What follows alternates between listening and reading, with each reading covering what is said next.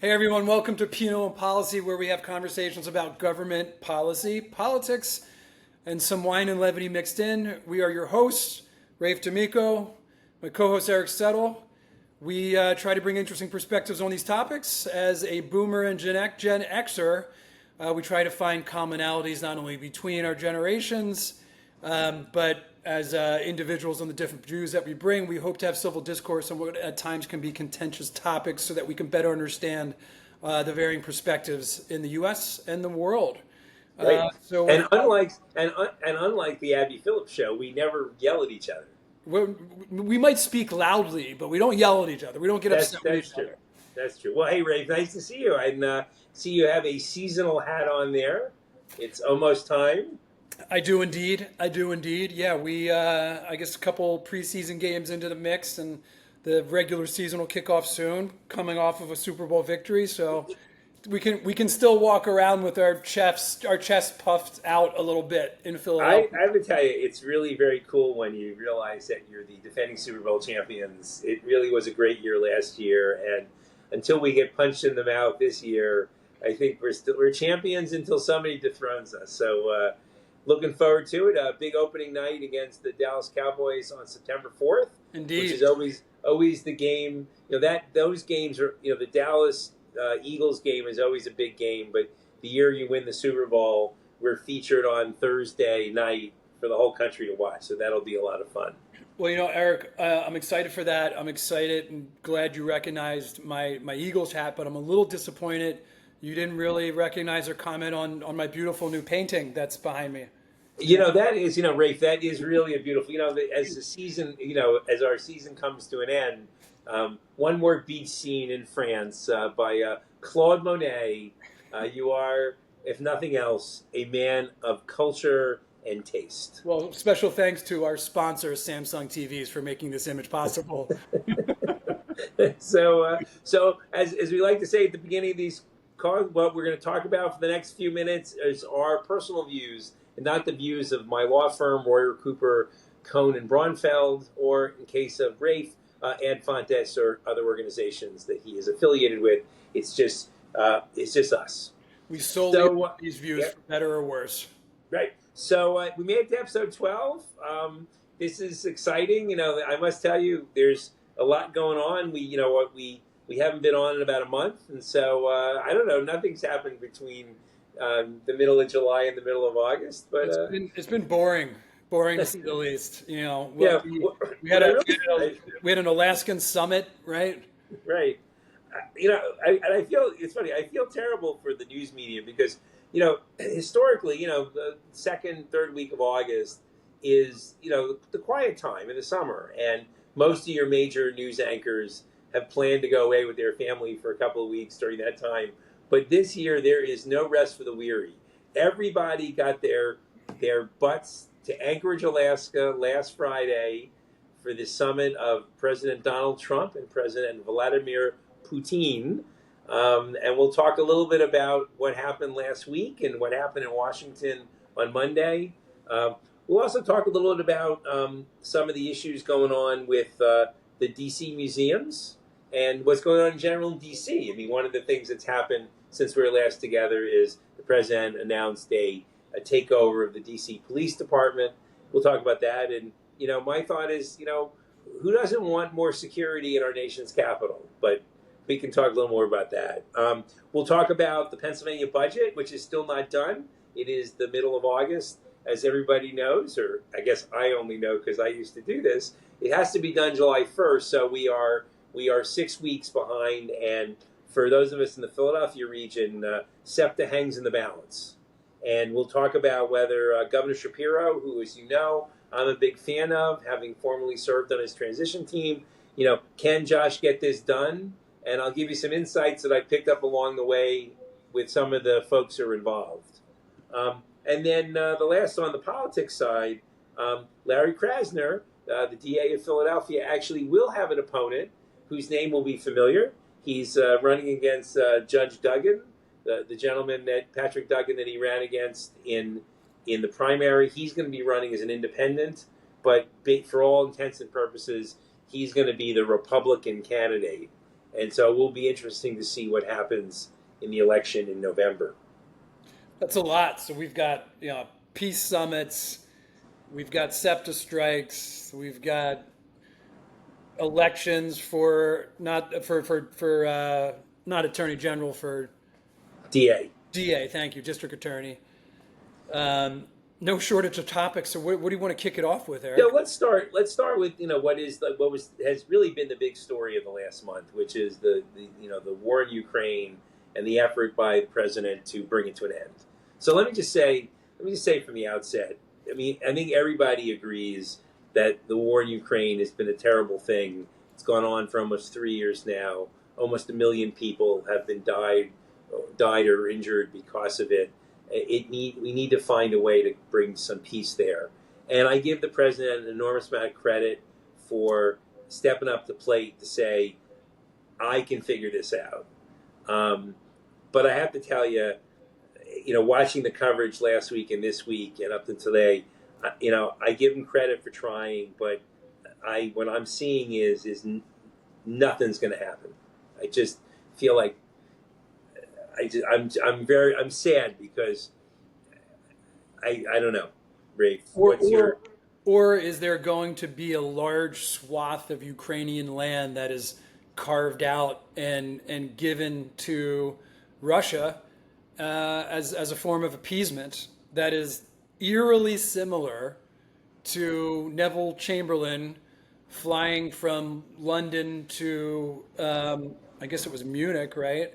Yeah. To speak with Hitler, and without any of the Czechoslovakian government being there, deciding to carve up Czechoslovakia and appease Hitler to have quote unquote peace in our time. Flying home to a bunch of fanfare, waving the freshly inked peace treaty as he exits the plane, only to have Hitler invade Poland shortly after, right? Right. So yeah, I mean, yeah. Even if there is peace, is this just an opportunity for retrenchment and rearming and Putin to lick his chops and lick his wounds at the same time, only to get ready to shortly thereafter invade the Baltic states and invade Poland? I think that's probably the biggest concern from the European leaders, right? Is they've read this book before, they've seen this story. You could go back throughout history, and Russia has invaded Europe, and Europe has invaded Russia. Right. So they rightfully have some fear and apprehensions and trepidations about each other. So even if peace is accomplished, is Trump being naive to think that that this will truly stop Putin and he's not going to want more land? Well, I think, it's interesting. Like, I think that Trump holds a very, look, he's been a successful business person. And if you can negotiate a real estate deal, you can negotiate a peace deal, right? Well, this just looks just like a real estate deal. It's just involving countries instead of counties.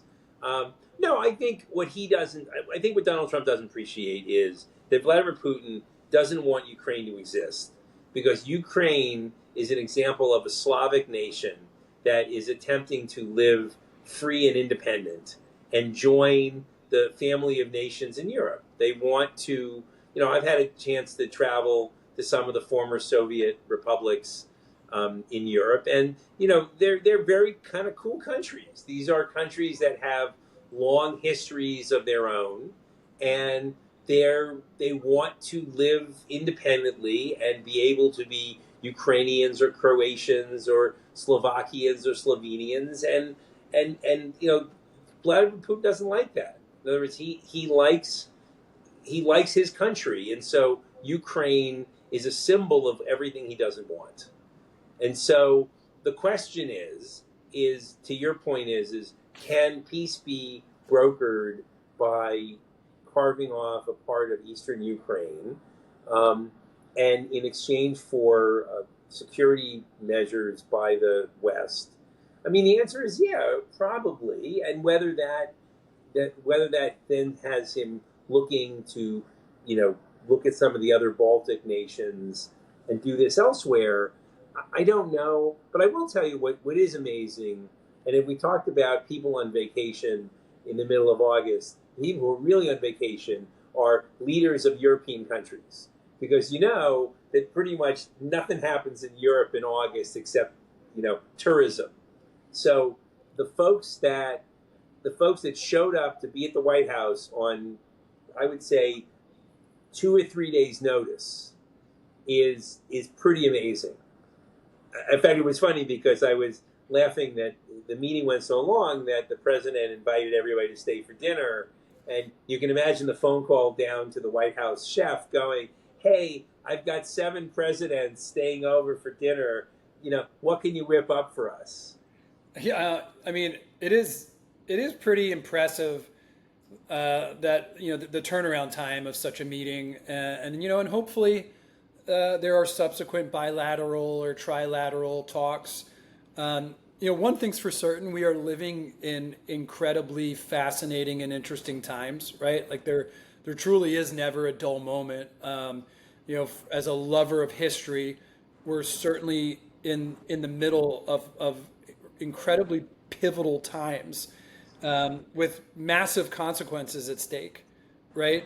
So, if it can, if the Trump administration can pull this off and negotiate a peace, a lasting peace, right? And that's a bit of like a danger, a slippery slope of a phrase, right? Like, what does a lasting peace even mean? Like, what if 10 years, 50 years?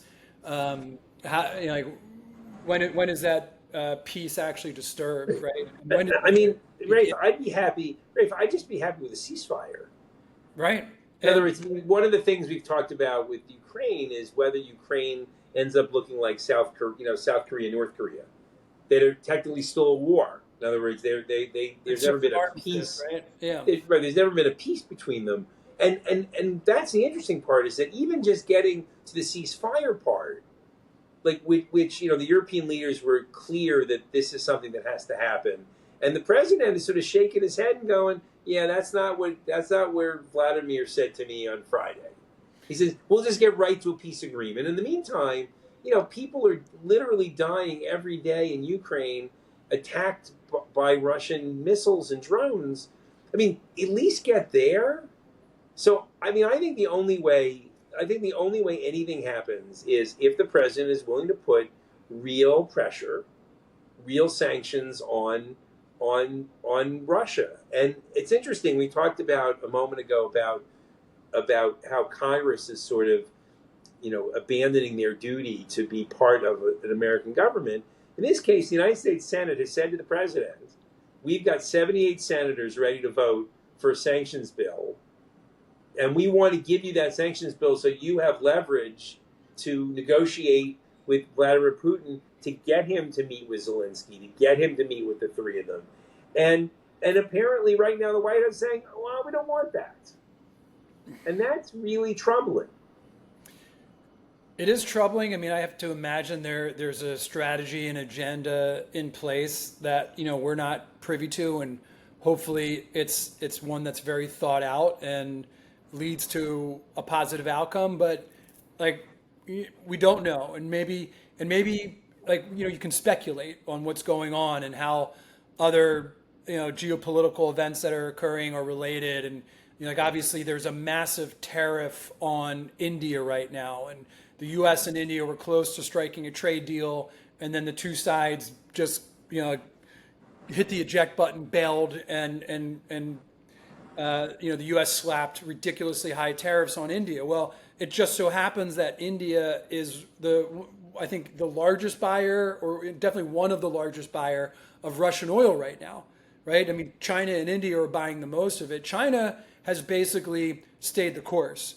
The amount of oil they were buying from Russia prior to the invasion in Ukraine, outside of just going off of what happened in 2022, if you start 2022 as the invasion, not including Crimea, their purchasing of Russian oil has stayed the same, whereas India's purchasing of Russian oil has like increased by like orders of magnitude. That it's like they're essentially profiteering, right? And it probably goes beyond their own consumption. They're reselling it and profiteering off of the situation and the sanctions that other countries have, and they're reselling it to, as a workaround to these sanctions against Russian oil. So maybe these are some of the things going on behind the scenes and other negotiations that need to take place to apply pressure. Maybe there's a deal that's done with India so that it does apply some of that sanctions and economic pressure on Russia. At the end of the day, we have to accept the fact that there's a lot that we don't know, right? Obviously, we put our faith and trust into the hands of our government to negotiate these deals. And yes, it impacts the American people, but it impacts the European people and the Ukrainian people and Russian people the most. Right. But it's interesting how the outcome from this is hopefully peace, and who knows if it's a security guarantee, and it'll be NATO troops, European troops, maybe in Ukraine, but this will all lead to a militarized Germany, which is the last thing that anybody wanted after World War II. And ironically, this is now the biggest and maybe only deterrent to an aggressive Russia coming into Western Europe. And, maybe starting with Estonia, Latvia, and Lithuania, moving on to Poland, and who knows where else after that. Yeah, I'm laughing though. What part about 4 years and a half a year of the Trump administration says that this is all carefully planned and thought out and it's 3D chess?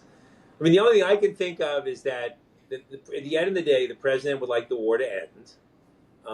It's clear that he'd like to win a Nobel Peace Prize, Yes. which he can work. If he can get this deal done, he deserves one. I mean, hey, if you tally this up with Armenia and Azerbaijan, right? I think there's, He said there were seven. He said there were 7 wars he had settled, but it's sort of an open question. Well, yeah, you had Cambodia and Thailand, right?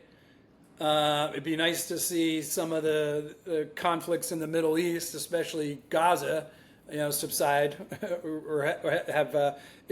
If he could do that and tie a bow on what's going on in Ukraine, then hey, why not give it to him? He deserves Right. it. No, I agree. I just wonder what he really wants when this is over. Is that Trump Moscow Tower that they've been talking about for years, which is, at the end of the day, the president's a businessman, and I think he's thinking beyond the next 3 years and thinking about, he wants to maintain good relationships. He doesn't want to make enemies. And the problem with being a president of the United States is sometimes you have to put your personal interests aside and do what's best for the country, and in this case, what's best for the world. So we'll see. I'm not optimistic, but I give him credit for trying, and I am impressed with how he has brought Europe together, and they have figured out a little bit of how to work with the president, and hopefully that will bring a good outcome. Well, and to bring us full circle and to connect us into the World War II parallels, I think it was Winston Churchill that said, if you haven't made any enemies, then you haven't stood for anything, right? And he certainly made plenty of enemies in his time, but stood for much. So a good segue for us is, you talked about Congress, giving the president authorization and power to do certain things and their ability to act or not act. Congress has also given the president, authorized the president to spend some money with the CHIPS Act. Oh yes, it's very interesting. So, as the CHIPS Act, which was a big accomplishment of the Biden administration, granted billions of dollars to businesses to entice them to build chips in the United States of America, because there is a legitimate security interest that so many of our advanced chips are being made in Taiwan. And even though Taiwan is a strong ally of the United States, it's 5,000 miles away from us, and 80 miles away from Beijing, and that country that that no one's talking about that, and it's good that's not a problem on anybody's list right now. But so now the Trump administration has said, if we're going to give you money, we'd like some equity for that $1 billion or $2 billion we gave you. And it's a very fascinating moment where if you're Congress, you granted money to businesses for a reason. When you voted, any sort of legislative action has like a what are we doing? Why are we doing it? And the president has said, you know what? Instead, I'm not. Even though the law says I'm supposed to give you that money, I'm going to ask for 10%. I'm going to ask for 10% of your shares in exchange for that money we're giving you. Is there any precedent for this, and like that we can look to? You have to go back to like World War II, where the United States government, I would say nationalized, but situations where the government, because of national security interests, and one can make the same argument that the United States sort of took shares in businesses, but it hasn't happened since then, and it's really way off the reservation. So is this another argument that hey, it's an existential crisis and like a national security concern, which I don't think anyone would argue against the fact that like those like the smallest and most powerful chips that are made in Taiwan and Taiwan exclusively. Like I think if COVID taught us anything, it was that like we have all these supply chains that if they're disrupted, we're kind of left in the lurch, and one of the most critical ones, are like pharmaceutical and our chip industry, Right. Especially for the high level ones that are exclusively produced in Taiwan. So if we can't figure out a way to produce those chips domestically.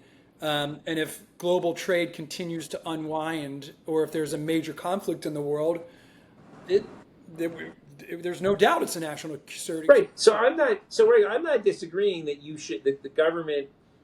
I'm not disagreeing that there are. Here's the thing: is that this particular law said that the United States government was going to give taxpayer money to companies to build in the United States. And if they were building the United States, they would get this money. These were grants. These were government grants. So is there an argument? And wasn't this done with like the Great Recession and like the housing crisis when companies were bailed out? Right. Did the government get any equity and any return? I don't think so. I don't think so. But the point I'm trying to make is not that. It's the rule change. It's like, hey, I know that the law said you're supposed to get $1 billion, but I've decided that I want something in exchange. Okay, I'm changing the law. I'm changing the law, even though Congress said it's just like the TikTok law. Congress said TikTok needs to sell their Chinese owner. Still hasn't happened. Yeah, And so let's look at this through two different lenses, right? Like there's the law, right, which is obvious, which is important. Everybody should adhere to the law, and rule of law we've talked about a bunch, and how, like obviously no one's above that, including the president. But then just from like like theoretically, like a conceptual lens, like outside of what the law is, because laws, as we know, can change. Right. Congress to do that. Right. But if we looked at what makes sense, and let me just kind of play devil's advocate here, because it's very easy to say, like, when the president says, I want this in return, it's easy for people who don't like President Trump to say, oh, well, they associate whatever the act is with him. And instead of judging the act and the pros or cons of it, they judge it because it came out of Trump's mouth.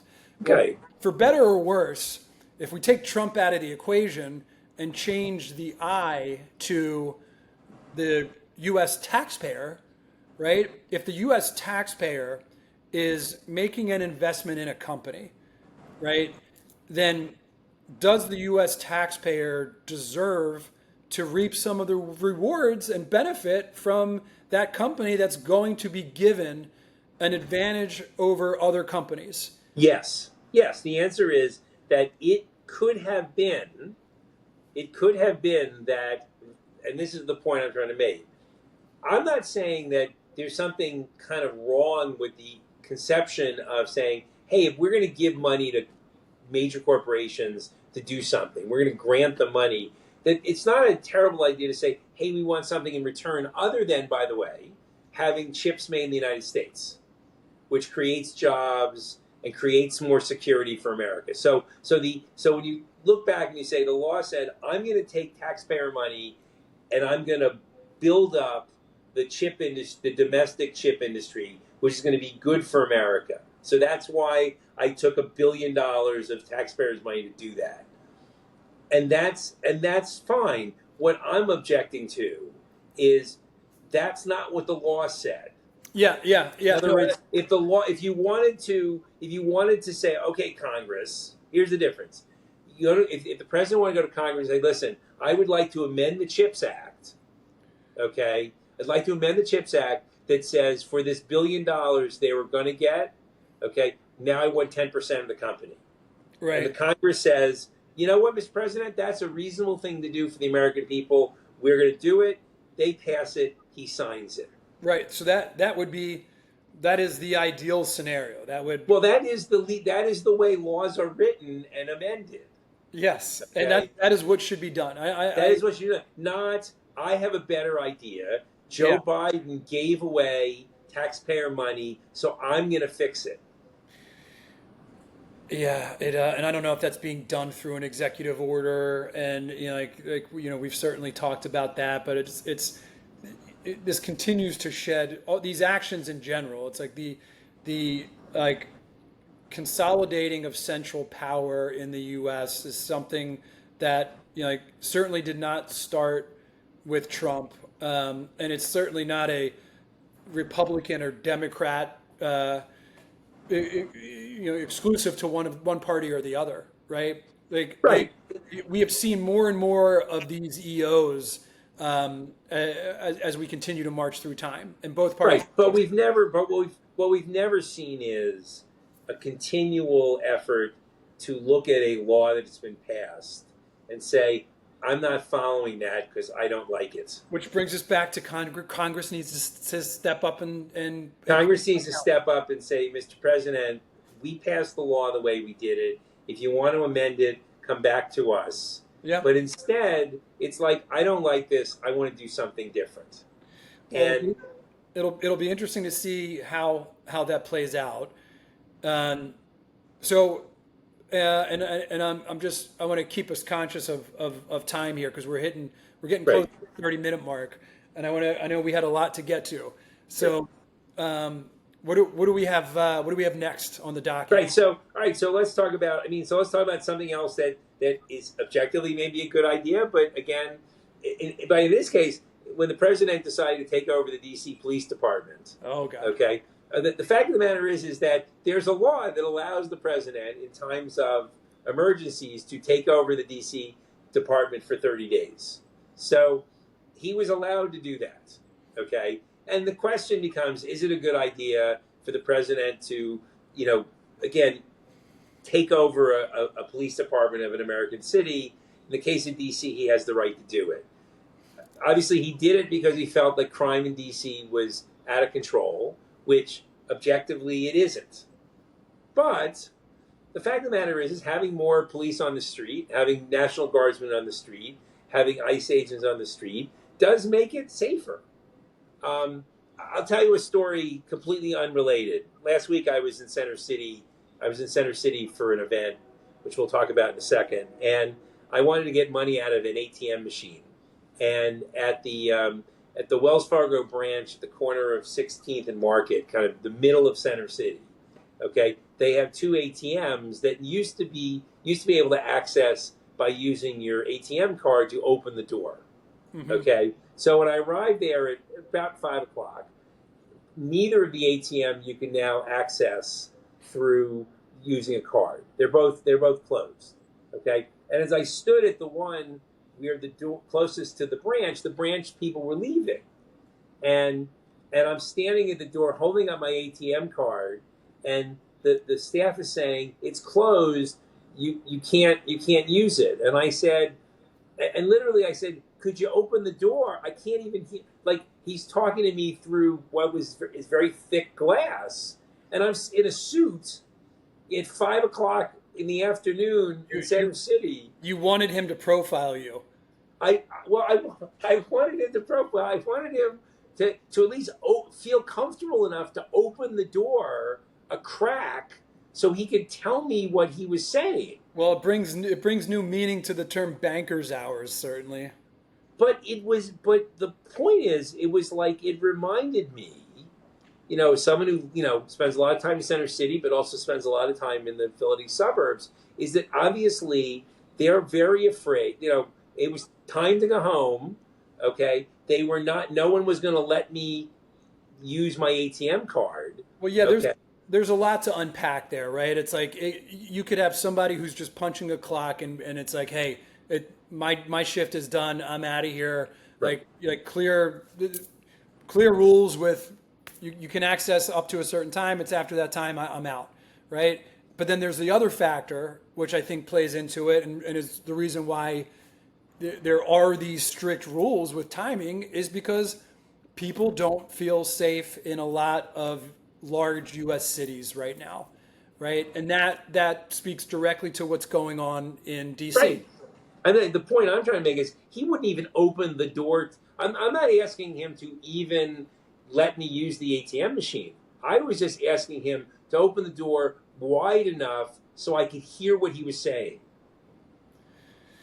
And he wouldn't do. I mean, well, maybe he thought you were going to bull rush him, Eric. Right. Well, that's right. He thought I was going to bull rush him to. Right. So the point is that, right, American cities feel less safe. Okay, and so to some people, not to all people. To some people. And so I see what's going on in Washington, and it concerns me. But I also go, you know what? If you can make people feel safer, for a short period of time, maybe that's okay. Yeah, I've got mixed feelings on it. I've certainly seen, like the cities that I travel in the most, which are New York and Philadelphia. If you look at, if 2019 is maybe like a benchmark, and you look at what has happened from 2020 onward to now 2025, I mean, you can certainly point to statistics that show low crime rates and low murder rates and like violent crimes on the way down, and obviously that has a lot to do with whatever the high watermark was. Like all those pieces of data are very relative. And having worked with a lot of research and statistics for most of my career, you can pretty much make numbers tell whatever story you want, one way or the other, by highlighting certain ones and burying other ones. So, you definitely got to take it all with a grain of salt.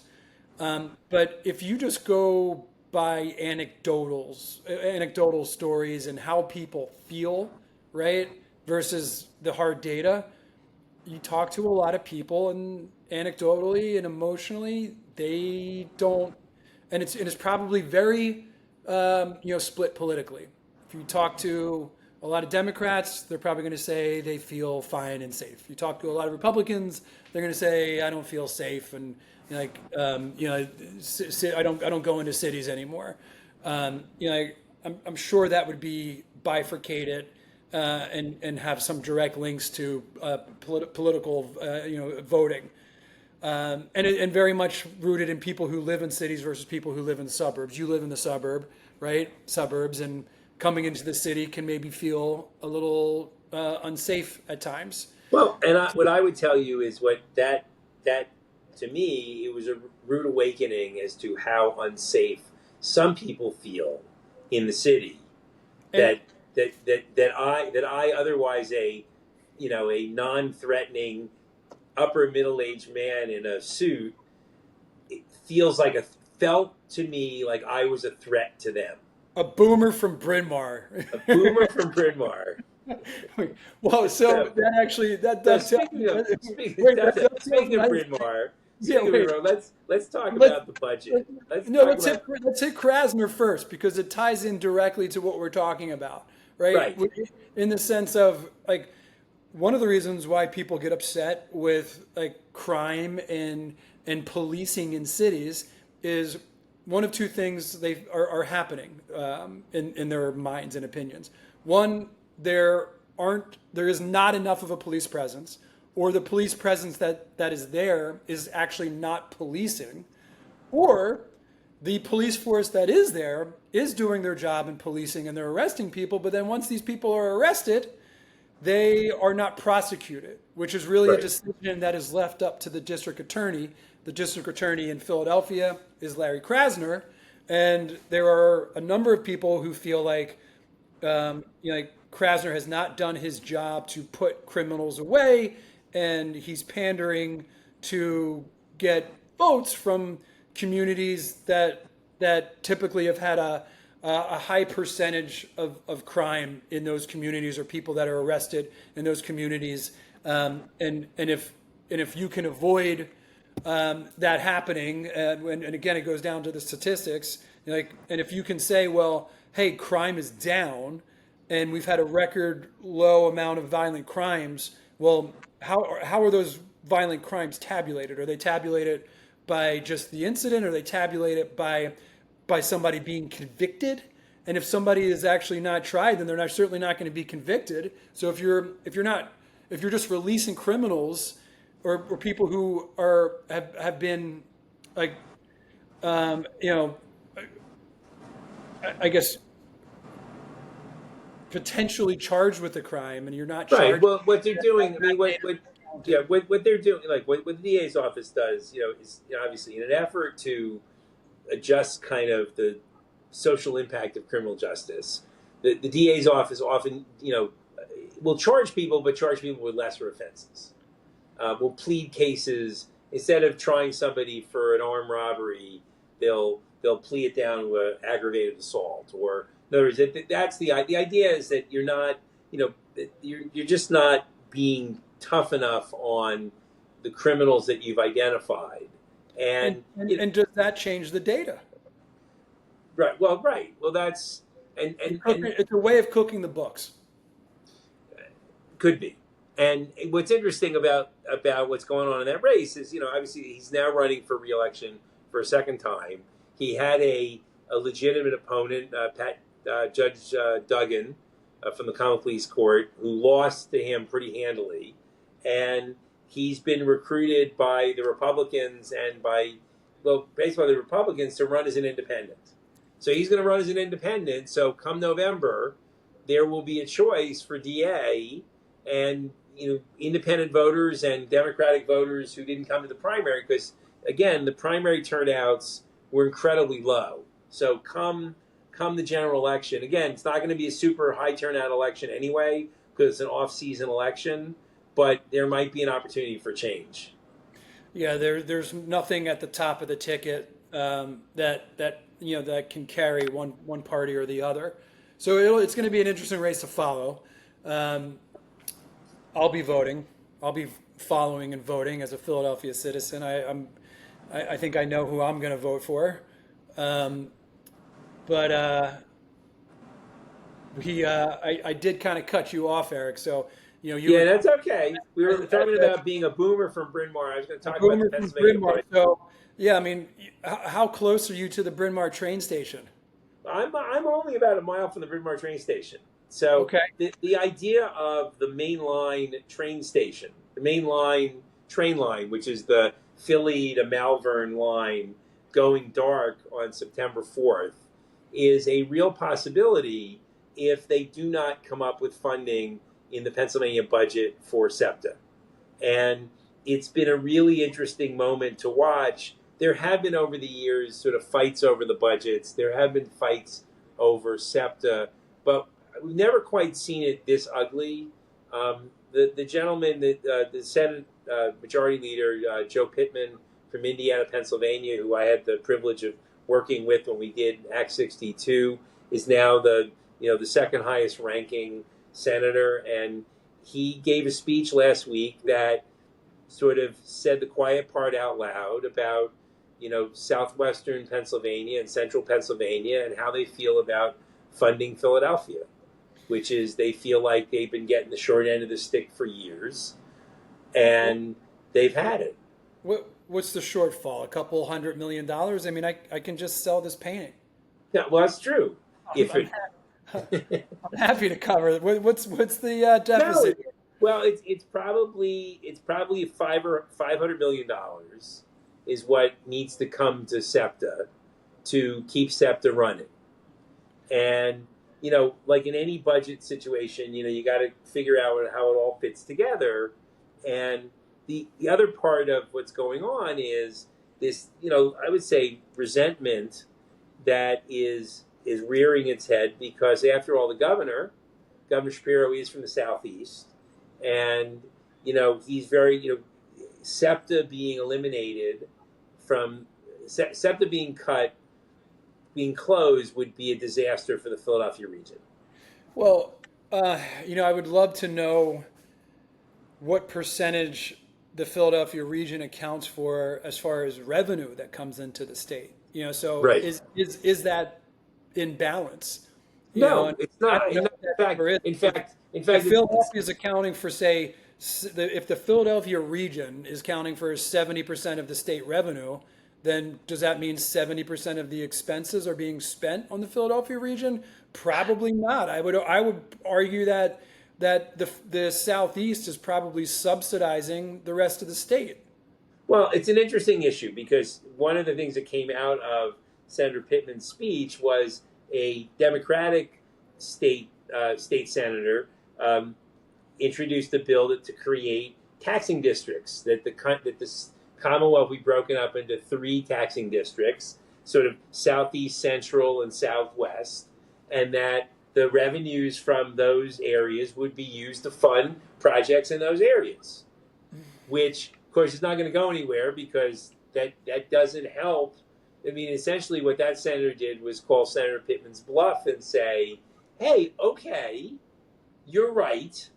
Okay, you're not getting as much money as you'd like. So we'll just split it up. So whatever you generate, you get to spend. Whatever we generate, we get to spend. And So it begs the question: how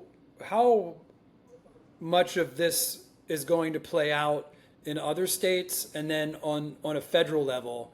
Like when you look at states like California that are contributing like a much significant higher percentage to federal revenue compared to other states.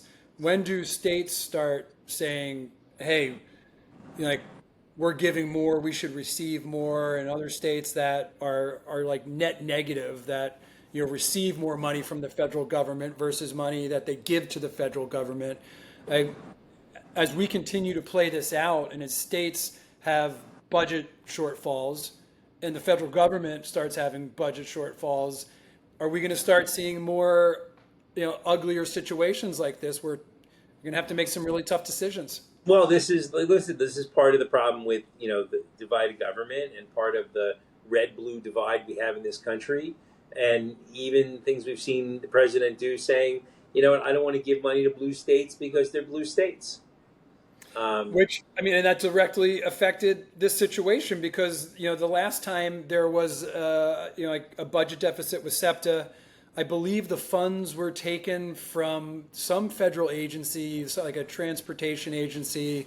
I don't know if it was like the Highway and Safety department, but there was a federal department that was able to shift money from funds that came from that department to cover SEPTA. And, that was under Biden. Pennsylvania being a blue state with a blue governor. Right. not They going to have got any the money, stimulus for right? them by the current administration. I get the really issue, and it's interesting because I had a conversation. I had the privilege of being with another state senator from Philadelphia to talk about this issue, and he said that it's doable. It's very interesting. When he said to me, it's doable. He says, but there's certain environmental tax credits, certain environmental issues that the folks from the Southwest would like to lift off because I think there may be some impact related to fracking and some other things going on in the Southwest. And it's an interesting issue because I said it seems to me that though the environmental issues are important, environmental issues are important. The fact is that shutting down mass transit would be more impactful. And it was interesting. What he said was they're very concerned about the impact. Like the progressive environmental lobby would find that to be unacceptable. And my answer, of course, is that there's a lot of greenness in having people being on trains and buses as opposed to being in cars. But that he said that the concern is that that Governor Shapiro, and again, this is kind of interesting, because of the presidential race, doesn't want to offend the environmentalists. And so, it's an interesting part of when your governor is deeply in the mix. And I would argue that we have not had a governor this highly considered to be a presidential candidate in decades. When I worked for Governor Ridge and he was considered to be someone who could run for president, but not in the same way that Josh Shapiro is being mentioned. But the problem with Governor Ridge was he was a pro-choice Republican in a world where the Republican Party had become pro-life. So he never really was a legitimate candidate for it. But Josh is. And so, I'm sorry, I've been taken, I guess we're moving into the Pinot part of our policy discussion. Actually, we're moving into the Gamay part of our conversation. Okay. But anyway, so it'll be interesting to see what happens, but it's important, and it's going to happen in the next couple of weeks. So we'll see how that turns out. So now we've moved. Cheers to Josh. Cheers to our governor, right? Yes. So and he'll get it done. I'll bet you he'll get it done. This is a Gamay, which is not a grape you see too often, but you talk about Pinot. One of the most famous regions, if not the most famous region for Pinot, is Burgundy in France. And one of the southern regions of Burgundy is a little village called Beaujolais. And Beaujolais is known for growing Gamay. And this is a Gamay grape, but it's not from Beaujolais. It's from Willamette Valley in Oregon. From a winery called Flaneur. And, they are, I believe they're in like Carlton, I want to say. But okay. It's one of my favorite wineries in the U.S. It's definitely my favorite Willamette Valley winery. Gamay, when done like this, because Beaujolais Gamay, Nouveau Beaujolais, it's a big festival in France and in Beaujolais, and they drink like freshly pressed juice, grapes, and it's not the highest quality. This is a very high quality Gamay and of great value, right? We like to talk about value wines. Right. This is one of those value wines that you can definitely get, under $40. I don't know the exact price point on this one, but it can actually age. It's age worthy. I think this is a 2023, and you're gonna get those like red fruit, berries, cherries, raspberries, strawberry, just great fruit flavors on this. And if you have a chance to drink a Gamay, I highly recommend it, especially one from Beaujolais, or in this case, one from Willamette Valley. Have you ever had a Gamay? I have had a Gamay, but I must be honest, I don't have it very often. The Beaujolais Nouveau, when I was younger, that was kind of a cool thing to get when the Beaujolais Nouveau came out. very light, very drinkable wine. It was kind of a thing. So I have to say I haven't had it in a long time, and I've probably never had like a good Gamay. One that you'd sort of age for a Well, while. I'll have to bring one over the next time you're kind enough to invite me and my lovely partner Maria over for dinner. That was we did enjoy having you together, We had a and lovely dinner with the Settles. we did. Um, Thank you, and we were able to accommodate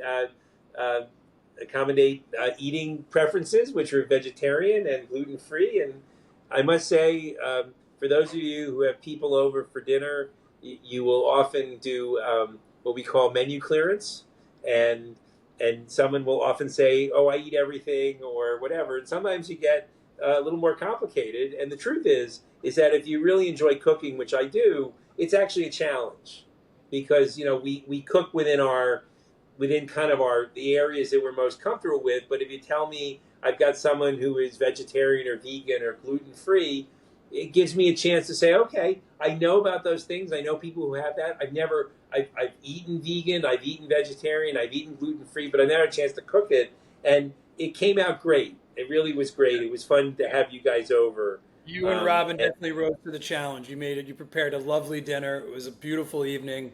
My vegetarian partner Maria was incredibly happy. We all ate vegetarian in her honor. Um, I know but it was great. but It you was made it great. work. You made it Yeah, work. it was great. So Well, I hey, guess that sort of brings us kind of the end of today's episode. We've gone over some really important issues, but I just want to wish everybody a great end of the summer.